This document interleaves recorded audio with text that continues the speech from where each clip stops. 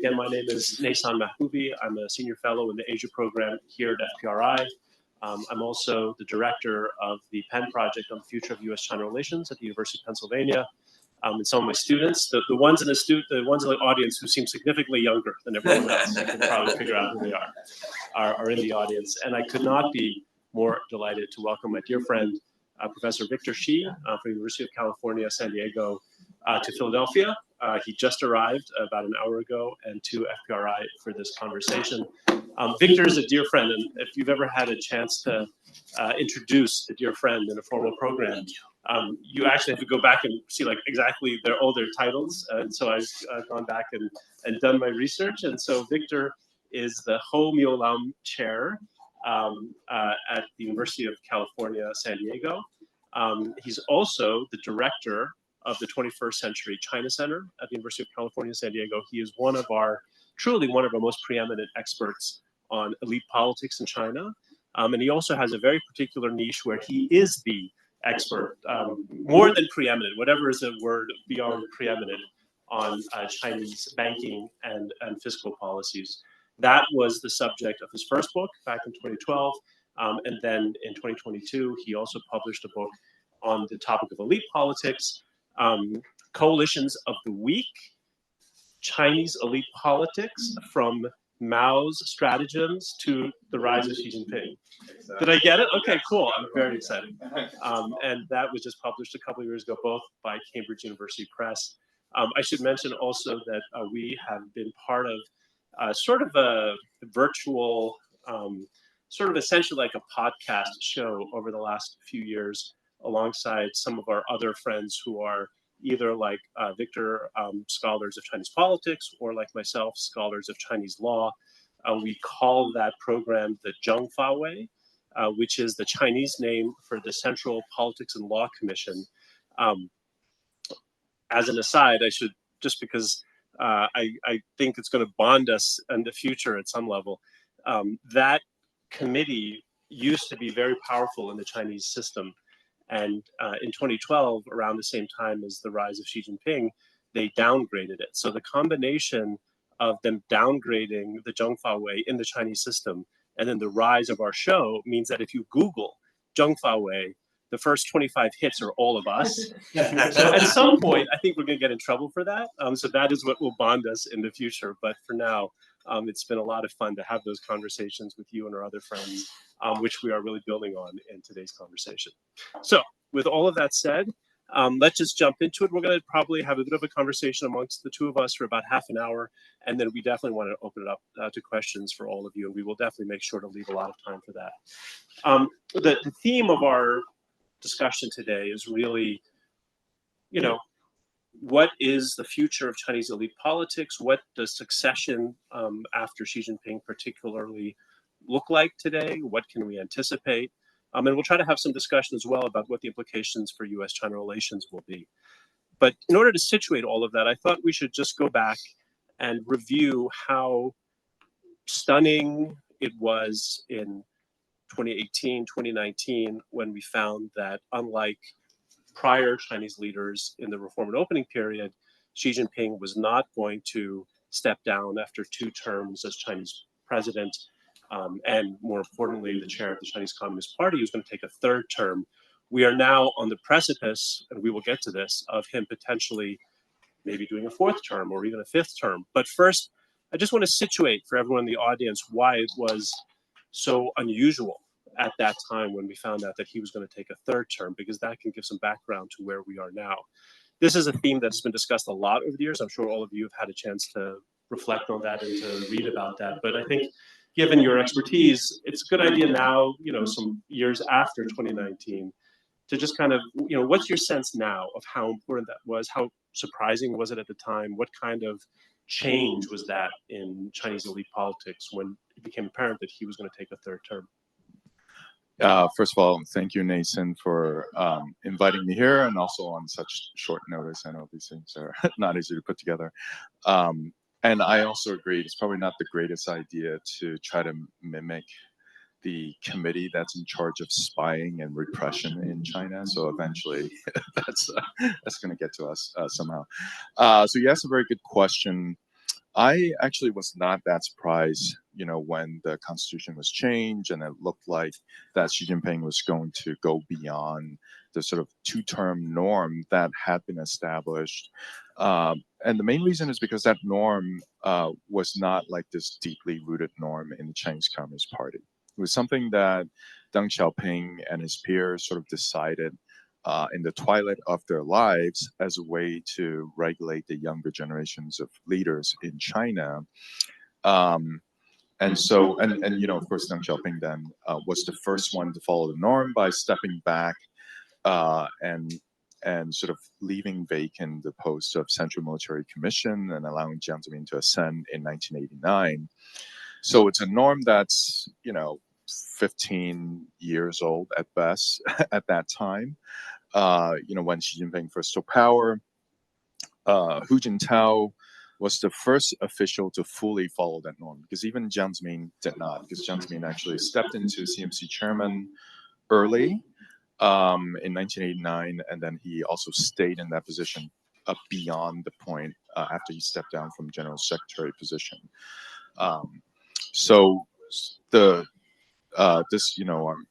Chris Johnson, right, this long time analyst of China, even back in 2012, I don't remember exactly, either late 2012 or early 2013, when Zhou Yongkang was purged, probably 2013. The last powerful leader of the Zheng Fawei. Chris Johnson and I were at this conference. I'm like, there's nothing to stop Xi Jinping now. He can just do whatever he wants. And indeed, that's the case. So to me and to a few other people, I mean, there were people who were very surprised. I mean, I think it's like in political science, the people who like really believe that institutions were very sticky within the Chinese Communist Party. And I wouldn't count myself as one of them. This is what makes actually our group really interesting, by the way, because it's like the law people, obviously you guys are obligated to believe in the law, whereas the power politics people like myself, I just don't believe in anything, I guess, pretty much. Just raw power. And basically any outcome is possible. But we can talk about it more, because now I do think that as he gets older, he'll have to lean more on institutions, just because, exercising raw power every single day, which is what you would have to do as a dictator in Russia, in Iran, in China, is very exhausting. Like, you do want some kind of predictability eventually. And we could see some institutionalization going forward. But yeah, so I wasn't that surprised. Looking back from it, everything that has happened has unfolded in a way that was not that surprising to me. But in the future, it doesn't mean that there won't be surprising things. Just to linger on this for another moment, do you think it's fair? So it may not have been surprising to you as a very close observer of Chinese elite politics. Maybe you saw the signals even going back some years earlier. But do you think it's fair to say that, as we have begun to rethink our approach to China in the United States, and that process really accelerated around 2016, 2017, 2018. And one of the premises of that was that Chinese political reform had stalled and was even maybe going backwards. Do you agree that the fact that Xi Jinping took a third term sort of solidified that narrative? So to the extent that people were concerned that China was not reforming in the ways that had been maybe the premise of engagement going back to the early reform and opening period, that the fact that he took a third term wasn't the only data point in that overall picture, but was one that really kind of solidified that narrative. Yeah, I think especially a lot of people within China took it that way. But, as you mentioned, there were other things that were equally, if not even more alarming. This is like something that my colleague Susan Shirk talked about in her book, Overreach, which I also highly recommend to people. Basically, under Hu Jintao, prior to 2012, there were a series of experimentations on internal party democracy. So they were experimenting township level, county level officials, that they would be elected either by the population directly or by party members within that jurisdiction. And actually, Hu Jintao and also this guy Li Yuanchao really wanted to push these reforms forward, and they had some successes. But then when Xi Jinping took over, I think he waited maybe a year or two, and he basically labeled all the elections as corruption. Because there was some vote buying and that kind of stuff, but in sort of weak democracies, that's very common. But then basically Xi Jinping said, "This is all corruption. All the power is just going to go back to the party hierarchy. It's going to be top down from this time going forward." And all their reforms were basically put on ice and completely abolished. There's some reform in the changes in the legal sector, which Neysun is a much bigger expert than myself. But certainly on the party leadership selection side, I mean, the rumor, which I think is true, is that now before every party congress, all the candidates for provincial leaders, provincial party secretaries, they have to be interviewed by Xi Jinping personally before they get appointed. So there used to be like all these procedures and the organization department and so on and so forth. It was subtly factional, subtly top down still, but now it's explicitly top down. Xi Jinping has to give the green light before you're appointed. So those are the people who are in charge of China today. By this point, she's been in power for 12, 13 years. All the senior level people are people who are vetted and approved by him. And when you say senior level officials, does that include the heads of each of the provinces, governors, party secretaries? How far is that picture? Yeah, so this is what we hear. All the provincial party secretaries, and certainly all the Politburo members, all standing committee members, they all have to be approved by him, as well as senior military people. I don't know the exact mechanism in the military, but I assume all the heads of all the branches and the theater commands, political commissars, commanders, they all have to be personally approved by him. So this is possibly the most obvious question I'll ask, but so then today, as we sit here in 2025, how strong is his power base? Because, and I should, premise this by saying that every so often there's a round of reporting, especially when he hasn't been visible for a while, that maybe there's some challenge to him, or there's some reporting around. A lot of it tends to come from Japanese journalists, which is its own thing. And this summer was another round of it. There was this rumor that some of the princelings were upset by some of the steps he was taking, and that he had been criticized in the meeting. And so there's always like every so often you'll see this bump up of reporting as, oh, maybe his hold on power is weakening. So how would you, in general, assess his control over the Chinese party state apparatus? Yeah, there are all these rumors. Every summer, it's like, these elders wrote a 10,000 word essay to criticize him. It's always like 10,000 character essays. And then there was a coup rumor, actually, earlier this year, which is so ludicrous.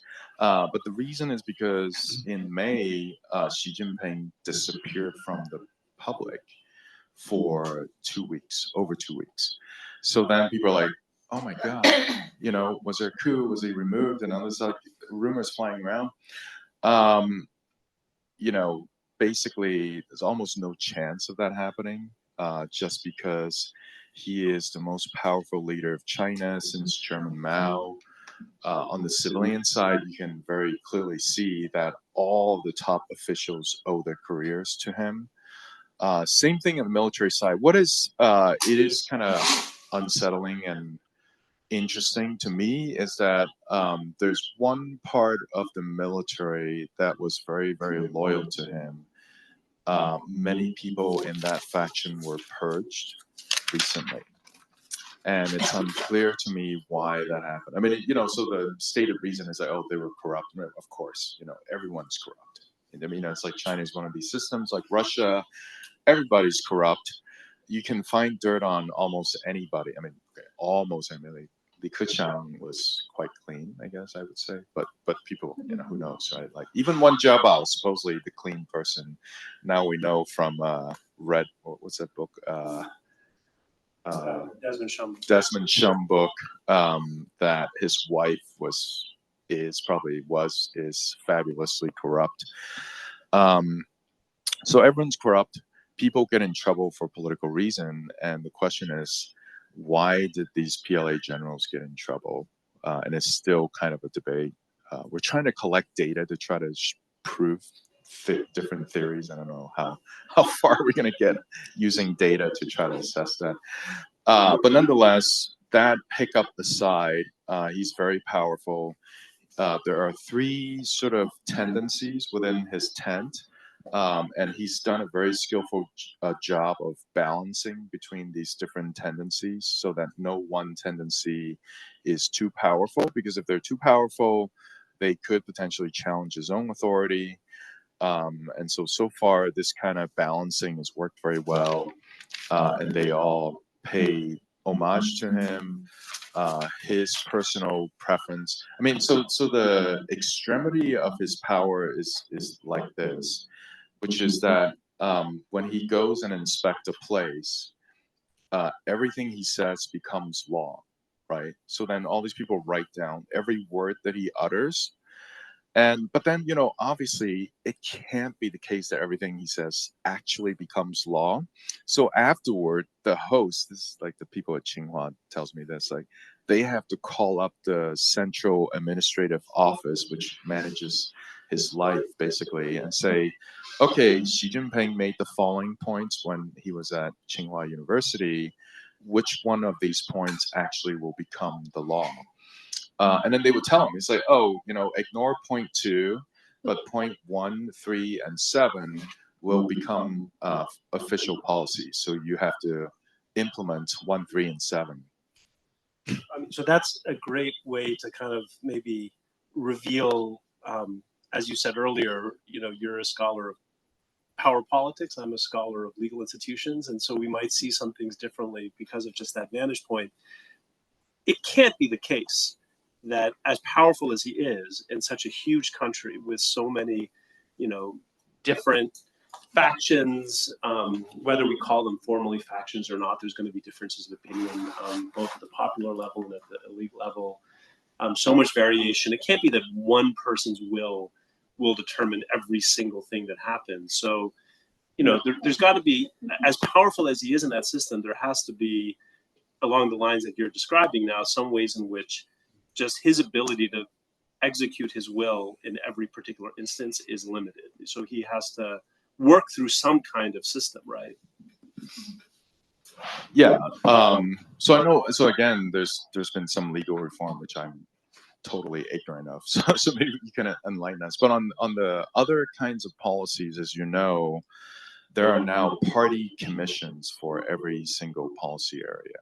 Starting with Zheng Fawei, of course, but then also the Foreign Policy Commission, there's Reform Commission, there's Finance and Economic Commission, there's Technology Commission, there's even one on AI, cybersecurity, et cetera, et cetera.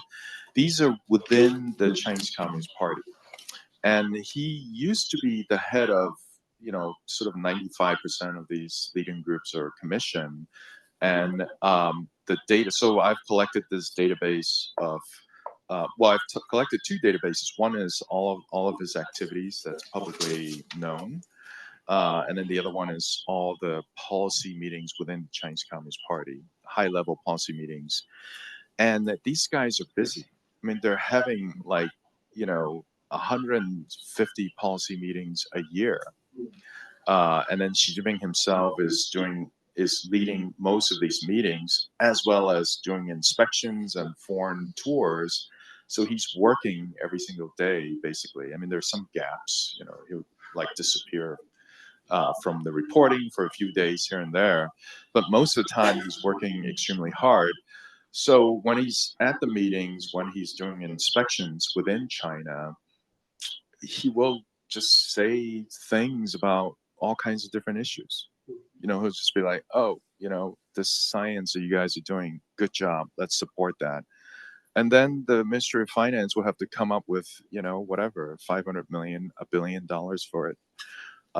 And as you know, that's how things work. So I mean, the system in China is such that there are laws and there are regulations and so on and so forth. But when Xi Jinping says something, even if it contradicts a law or a regulation, it doesn't matter. It has to get carried out, right? What about this notion that, at least in his third term, he began to delegate some authority to technocrats? And so the examples that are often listed are people like his new premier. In his first 2 terms, his premier was Li Keqiang, who, interestingly, maybe going back at least 5 or 10 years before Xi Jinping took power, had been in the running to be the #1 person. So, even though he was the #2, he had a certain stature. It was very clear going into the third term that he was not going to stay as premier, and the new premier is someone who had been the Shanghai party secretary and was known as a pragmatic technocrat, but then I guess his reputation probably suffered because he oversaw the Shanghai lockdown in April of 2022. But in any case, Li Chang is not of the stature of Li Keqiang, but does have this reputation of being kind of a technocrat. And so I think there are some other examples too of that. Nothing you've said so far is like reinforcing that point, but do you think there's something to that in his third term, he has somehow delegated to technocrats who are not politically challenging to him, who don't have the same stature? Yeah, so no, thanks for getting me back on course. We are beginning to see some stuff like that. Which is, in political science or economics, we call it just delegation, right? So he's stuff that he used to watch over every details of. He's looks like he's devolving at least some of the day-to-day to other officials. So, for example, in the Finance Commission, which when it was first formed, sort of 4 years ago, he was the head of the Finance Commission, which is very powerful party commission, which is in charge of all financial policies in China. I heard that in 2023, Li Qiang became the head of the Finance Commission. So he gave that job to the Premier of China. And then also the Technology Commission, which is another party commission, which, when it first started, he was in charge of it. I think now it's Ding Xuexiang is in charge of it. I think there's one on legal reform. He's still the head of it. I don't know exactly. Neysun, you probably know. So we were beginning to see some delegation. And then the biggest one to me was the BRIC summit, which happened this summer. BRIC, as you know, was founded the year that Xi Jinping became the leader of China. I think 2012 or 2013. He had attended every single summit of the BRIC group, I guess, until this year. So this year, Li Qiang went in his stead. So I think some of the foreign, and then Wang Yi also has done a lot of diplomacy that he used to do. The foreign minister. Yeah. Yes, he's now foreign minister again. So he was foreign minister, then he wasn't. He was like then the controller of foreign policy behind the scenes. But when the Qingang got purged, arrested, he came back as foreign minister. So a lot of the high level diplomacy, it seems that he's delegated to other people. So from the data, you can see that the height of him dipping his fingers on absolutely everything was 2017 and 2018. He chaired, 90% of all the important policy meetings. He was doing diplomacy. He was doing domestic inspections, et cetera. COVID actually lowered that ratio quite a bit because, as you know, Li Keqiang was in charge of the COVID leading group. So then he delegated, but I think he delegated to Li Keqiang, the former premier of China, because it was such a risky policy area that he wanted someone else to get the blame if it wasn't successful. But after COVID was over, he took back the reins a little bit more, but not at the level as 2017, 2018. And just one last question here on this, just to kind of get a sense of what his power looks like today. And you've alluded, I think, already to the fact that a number of the generals have been purged. And you just mentioned the former foreign minister, Qingang. If you haven't heard of it, there's actually a really good series on the Wall Street Journal podcast. It's a 3-part series that's all about how literally China's foreign minister suddenly gets disappeared. And more recently, we've just found out that the head of the Chinese Communist Party's international department also got purged. So when we're just thinking about Xi Jinping's overall power in China, the fact that his foreign minister, the head of the international department of the CCP, both people that he had promoted, and so many generals are being purged. Do you take that as a sign of his strength or his weakness? Because I could imagine arguing it either way.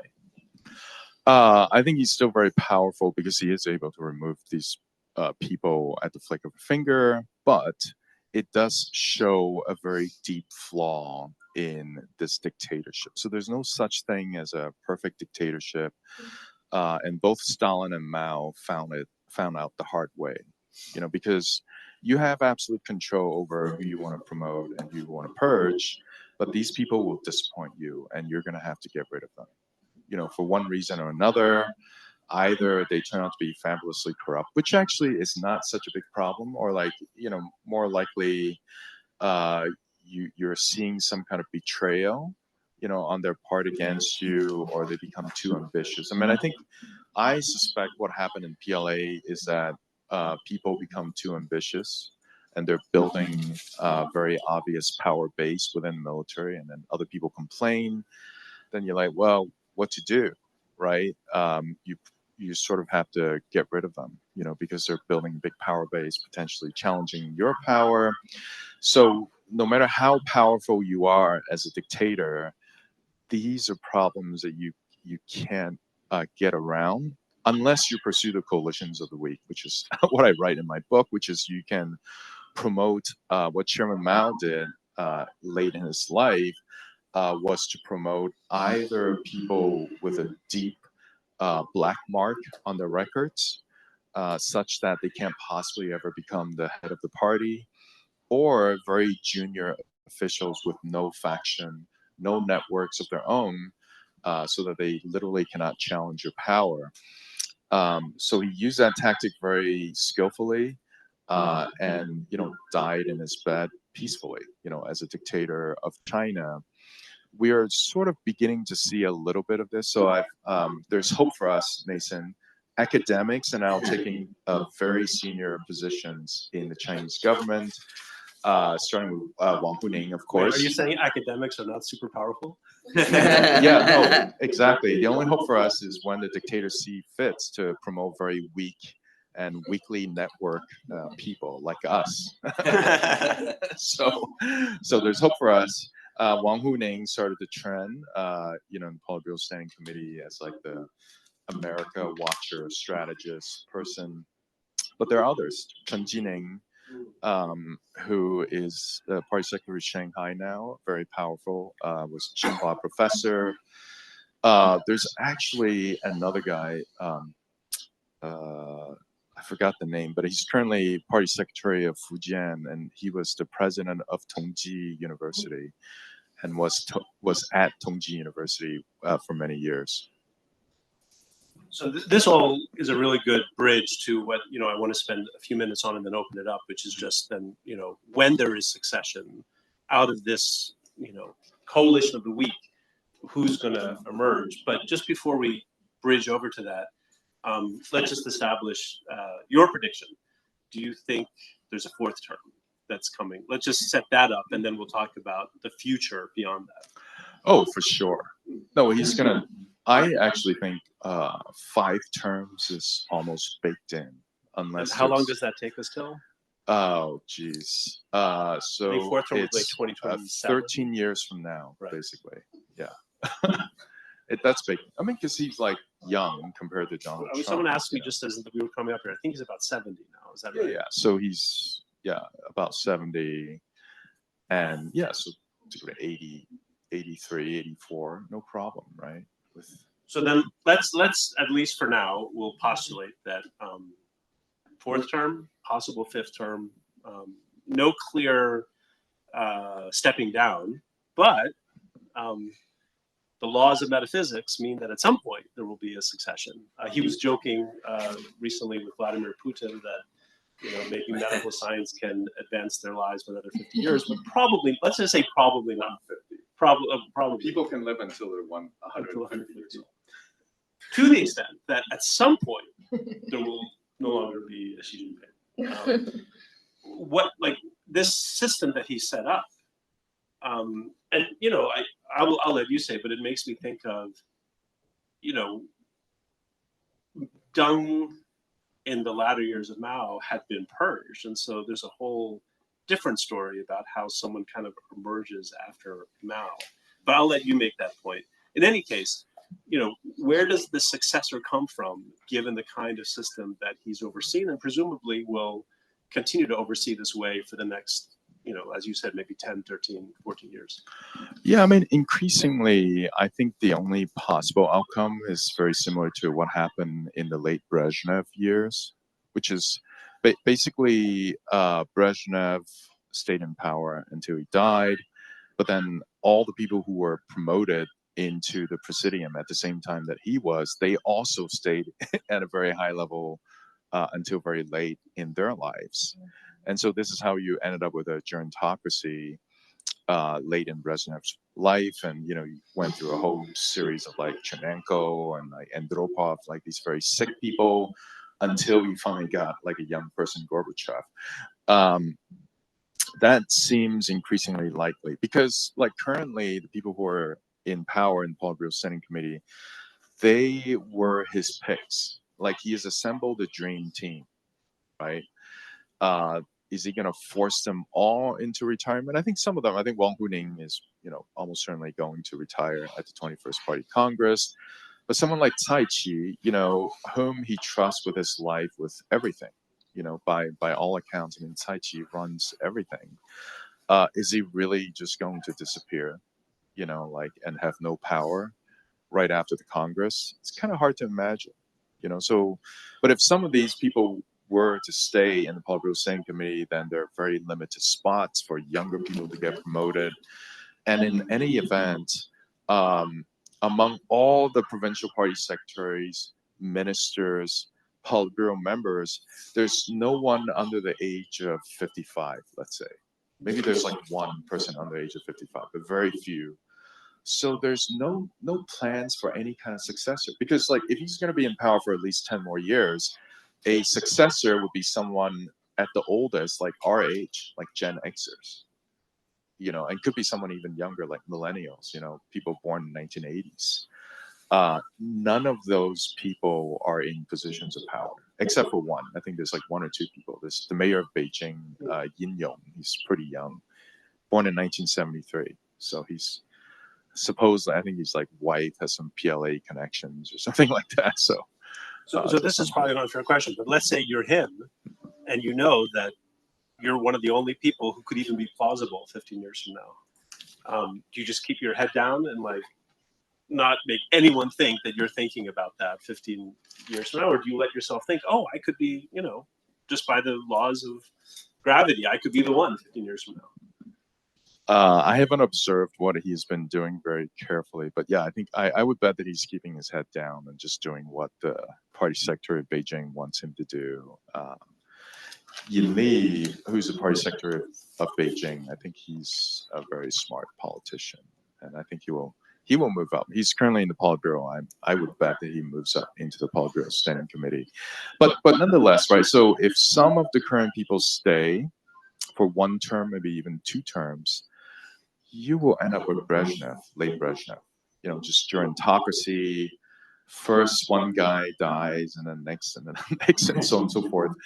And also their ability to react to either new technological changes, which we're in the midst of, or big foreign policy changes, is going to be hampered. The way that the Brezhnev years, the late Brezhnev years, did not serve the Soviet Union very well, according to things that I read. And I'm not an expert. I'm sure some of you know that period better than I do.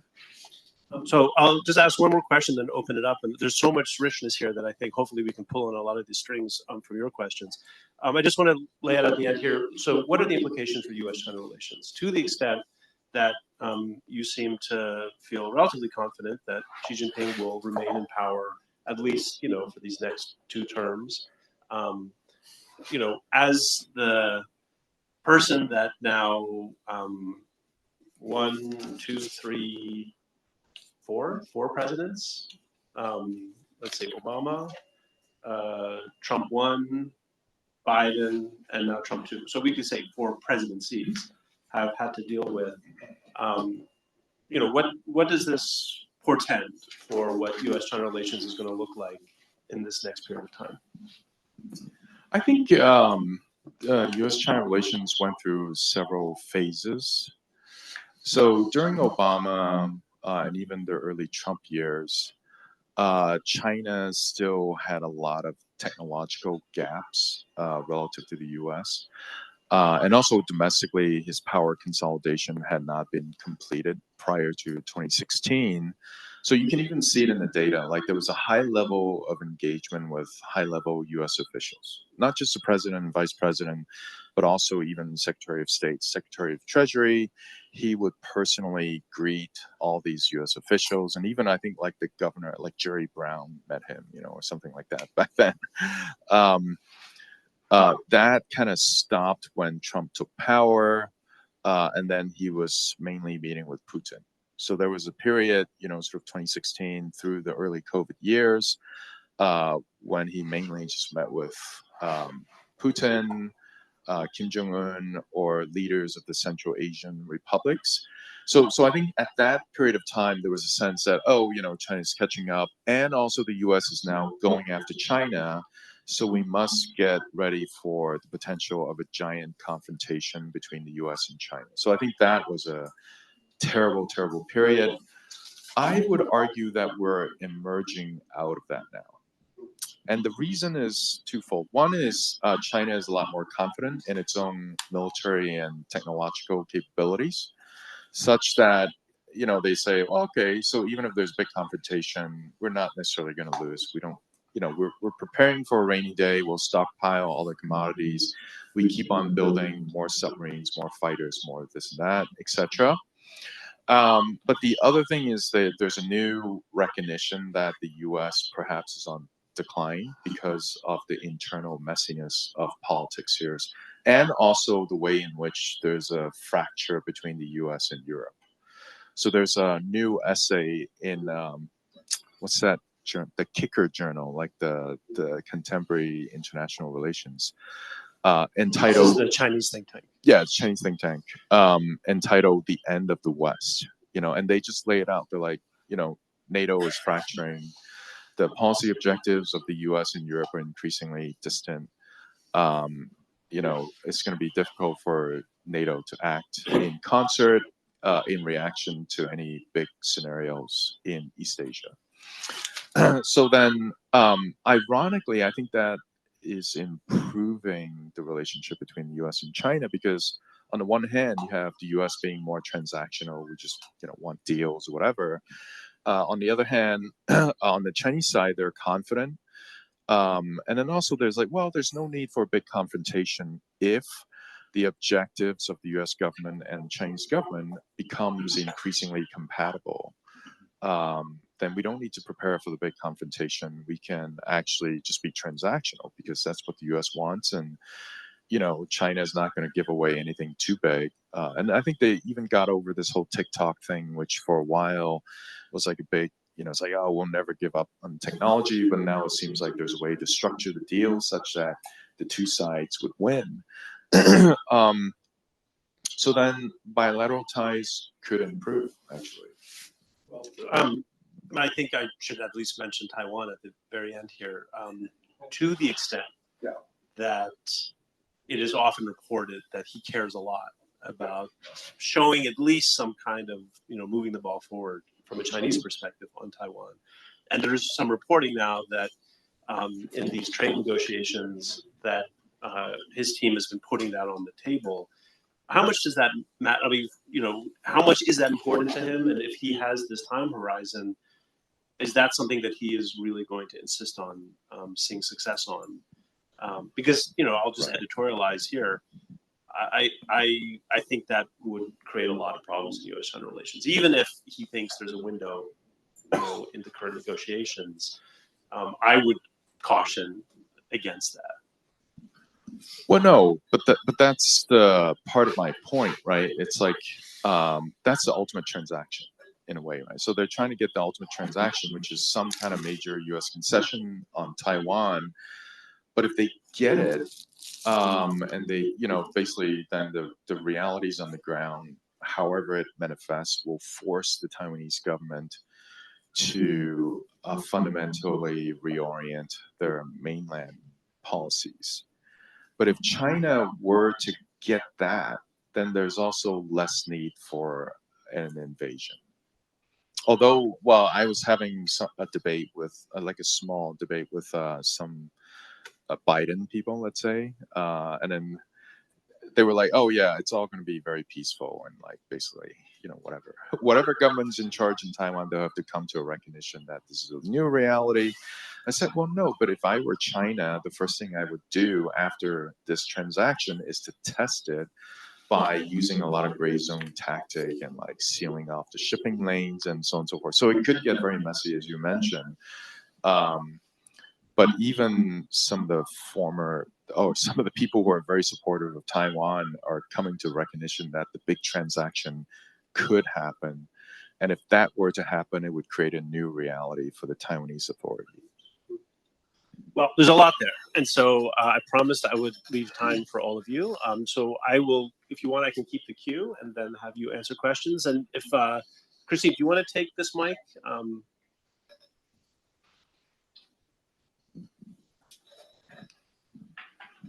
So you talked about the dream team in place, but what I read, and I'll come clean and say Peter Zion, who has been predicting the fall of China for a couple of years now, is probably one of my main sources, is that everyone who's competent has been purged by a loyalty test.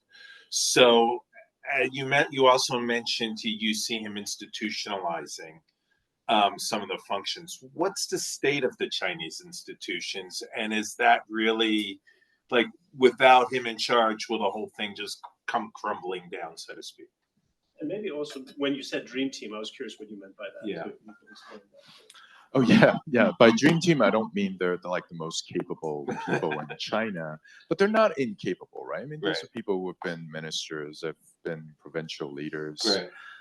Some of them have narrower political experience, like Wang Huning. He was like a scholar for most of his career, but he is a big thinker of U.S.-China relations, and he actually predicted that Americans would clash with each other over ideological reasons. He predicted this 20 years ago, and finally it's happening. But dream team in the sense that the people at the high level of the party are the people that Xi Jinping wanted to be in those positions exactly. So even sort of at the 19th Party Congress, there were still some holdouts from the Hu Jintao period. Li Keqiang was still there, so on and so forth. And he didn't have all the people that he wanted exactly. But at the 20th Party Congress in 2022, he was able to select 100% all the people that he wanted. So that is a dream team in that sense. Are they competent in making policies? I mean, yeah. So on the economic policy front, is not great.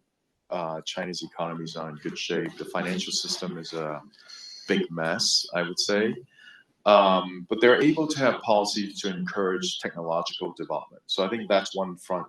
And certain technologies are pretty successful in that, as we can see, EVs, renewable, some robotics, etc.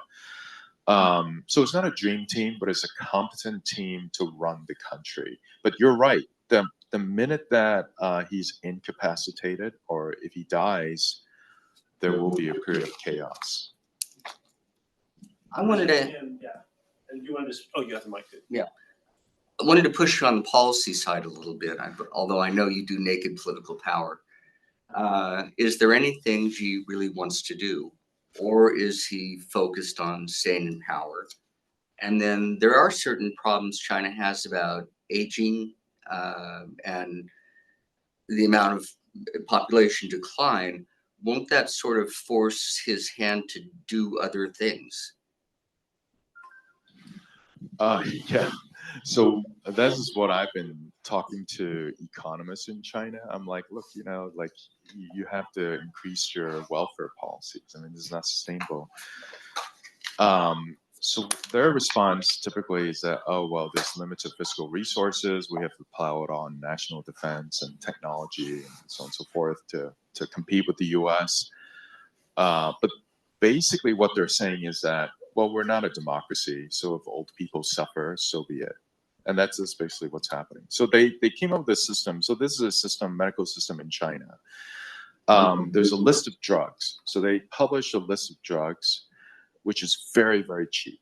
So, and it includes all the common stuff like for diabetes, for like blood pressure and stuff like that. And they pay the pharmaceutical industry like literally 1/10 of 1 cent in American dollar for each dose, right? So pharmaceutical companies don't make any money for it.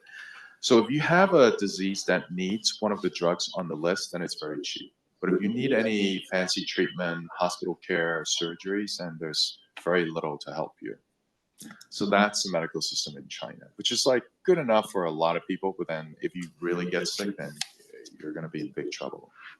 I just want to tack on a question here, which is that, there is a way of telling, the current story that emphasizes, Chinese manufacturing strength and, predominance in renewables, all these, flooding of other markets with goods that makes it look like China is strong. But then there's another way of telling China's story, which is the things that you've written about earlier in your career, the massive fiscal crisis at the local level, the ways in which the economy is not doing particularly well, and going to that question, these massive demographic challenges that are right on the horizon. So, I mean, if we indexed those things, what does the picture look like for him as he gets older and stays in power?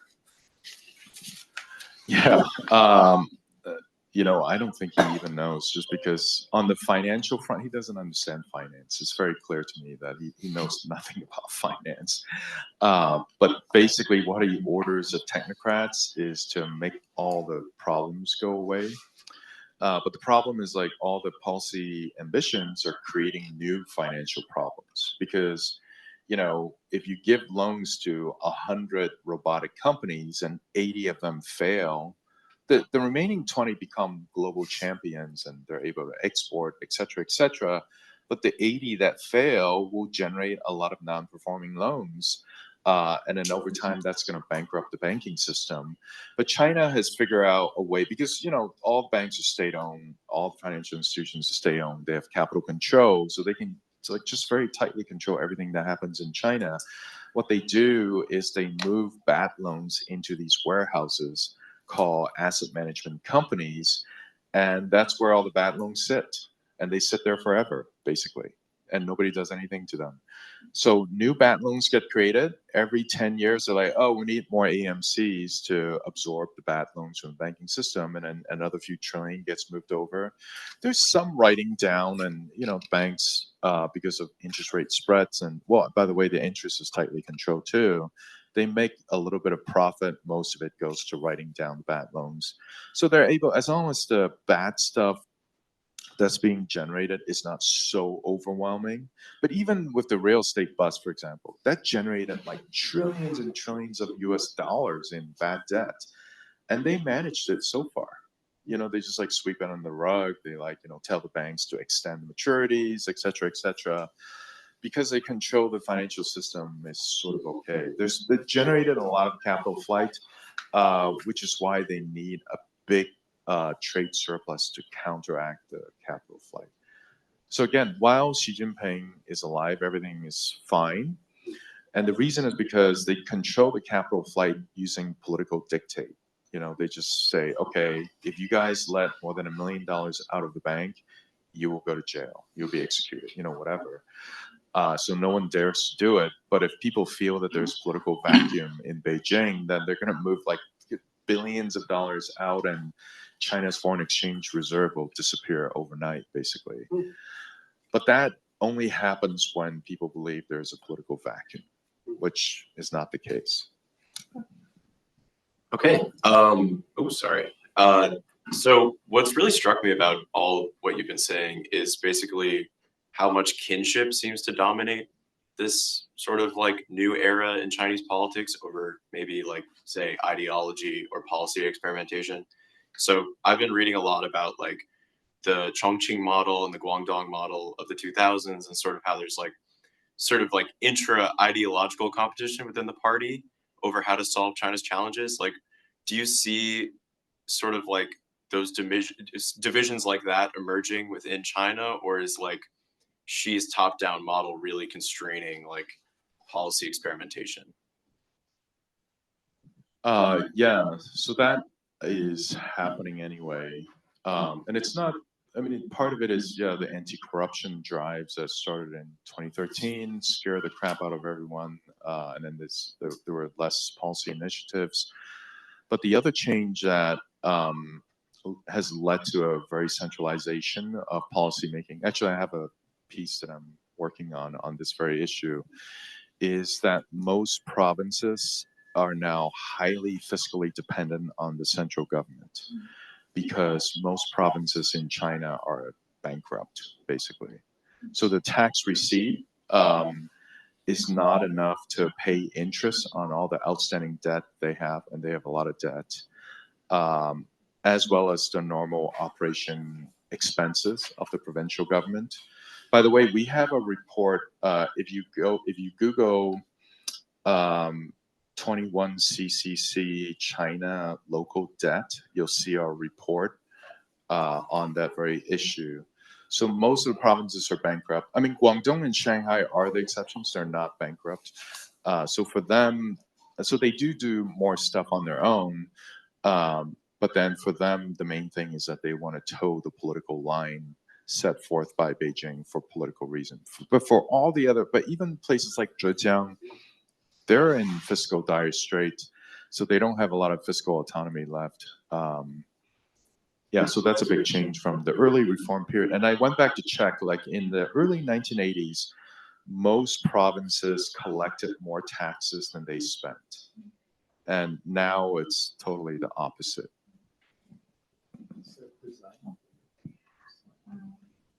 My question is, I had my impression is that China always looks at Russia to see what happens there, to see as kind of an example of what could be expected, because you have two countries that are very culturally very similar. There are both dictatorships before, and it doesn't matter who is, so it was a king or now it's a dictator, it's the same kind of thing. So the centralized power is the way that they go about ruling. So how did what is going on in Ukraine now affect Chinese thinking about Taiwan? How has it affected China's thinking about Taiwan? Well, so first of all, there's like this kind of a debate, at least in my head, there's a debate like whether Ukraine was a trap that China set for Russia or a trap that Russia set for China. So I think when the war first started, everyone's like, oh my God, you know, it's like this was a Putin trap for China. But now, retrospectively, I almost think that it's the other way around, because China has gotten so much out of the war, so much. Because Russia actually traded a lot with Western Europe. And it didn't really need China so much because it was selling energy to Western Europe. It was buying a lot of BMWs, which is what the Russian elites prefer anyway. All that has been most of it has been cut off, you know, besides selling gas to Slovakia or whatever. Both the import and export side, so I just look at trade statistics, dramatically increase between Russia and China. So that Russia is almost completely dependent on China now. But in terms of the effect on attacking Taiwan. Yeah. So there is also a debate on this. Some people say, oh, that must have put off the schedule, you know, for a bit, you know, because what happened in Ukraine shows that you can't just invade a place willy-nilly without dramatic amount of preparation. I think actually China knew that, and they were very systematically preparing for a potential option to invade. I think, you know, I'm not a pessimist in that I don't think an invasion is definitely going to happen. I think there are political and other contingencies that can avoid that scenario. But certainly China has been creating an optionality for an invasion. And they were doing it according to their schedule. They might have now see the need to, build more drones or more certain kinds of missiles, etc., stuff like that, which might have pushed the timetable later by a year, or at least having that option being fully prepared in the minds of Xi Jinping, maybe by a year or so. But I don't think it delayed it by that much. But that's just my guess, and I'm not a military expert by any means. Yeah, and just to add on the general China-Russia relationship, one point that I think is worth mentioning is that when Xi Jinping first took power, he gave a number of speeches that have sort of now been translated and have become kind of a guide to the way we think he thinks. And in one of them, he sort of famously talked about the decline of the Soviet Union, and he has a line somewhere in there about how real men would not have let that happen. So, he has a very, deeply embedded view that, perestroika, glasnost, all of that was wrong, and that is not the direction that China should go into. And so a lot of his policies over the last 10, 12 years have been understood through that lens. So that's just one thing to put on the table. But the second is, I think there's this ongoing debate as to what exactly is the nature of the China-Russia relationship. Is it an alliance? I was just in a workshop in Brussels where a few European participants said, and especially those in the Baltic states, are very concerned. So they suggest that it's a de facto alliance. We do read that a lot of Chinese foreign policy thinkers seem to be a little bit concerned about signaling that no, we're not. But on the other hand, it does seem like, and this is where I'll ask you to weigh in, it does seem like Xi Jinping himself seems to have some kind of feeling towards Russia, towards Putin, and whether or not intellectuals in the system or even other people in the system feel the same way, it seems like he might.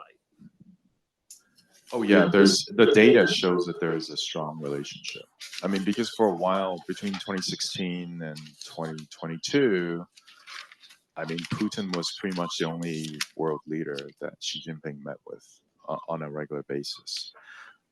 So certainly, because I think that's a credible signal. Like, he's a busy guy. Like, if he's going to meet with someone over and over again, it means something.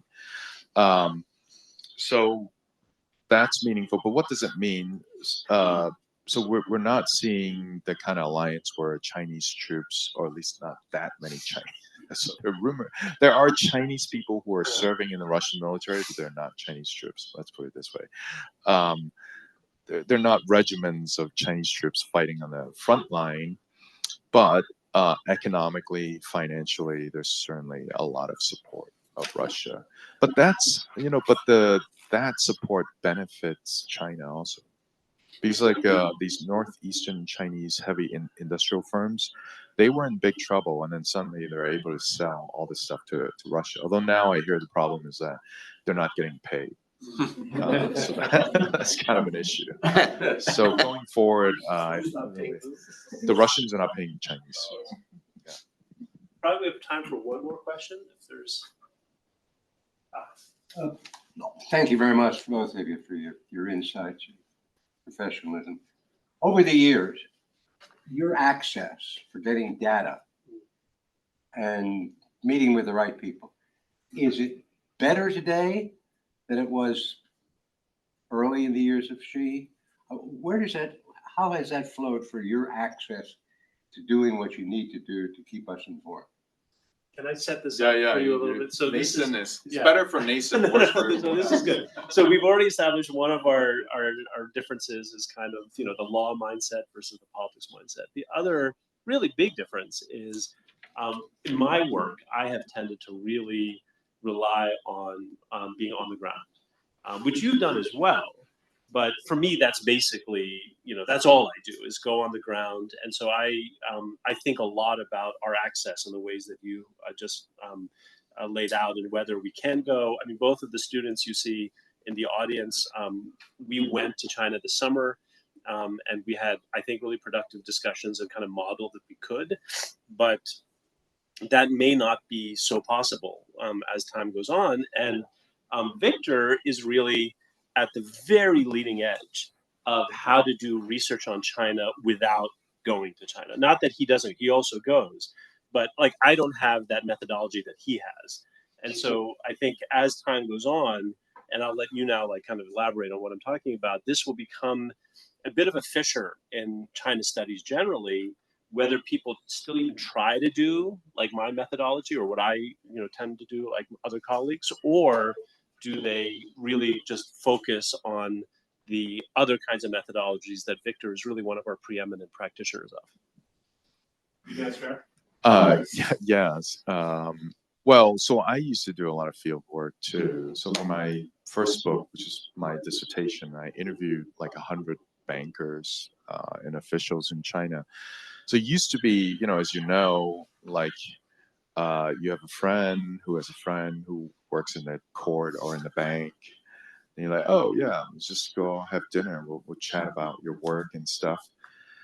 These days, even if you could do it, I would feel bad doing it because that person can get in trouble, and I don't want to get anyone in trouble. So these days, you have these meetings, but it's, in my experience at least, it's highly orchestrated. So they're like, oh, you can talk to that guy because that guy's job is to talk to foreigners. So you have a lot of meetings like that, which sometimes is very useful. Some of these people are quite good, but other times it's like, yeah, I know, I read this in the People's Daily, I don't need you to tell me. So it is different. It's not as free and interesting as before, but I think maybe you have some different experience. I don't know. But so what is your, what are you doing in your alternative? All kinds of stuff, web scraping, large language model, all that kind of stuff. And then also basically so besides the AI revolution, one thing that I do appreciate about the AI field is that one of the key insights is that whatever theories you have, whatever patterns you have, you always have to validate it with another database. So this is a lot of what we try to do. Also, it's like, even if you get a big database, you run some analysis, you either validate it with some field work or qualitative research, or you gather another similar database and try to validate it with that.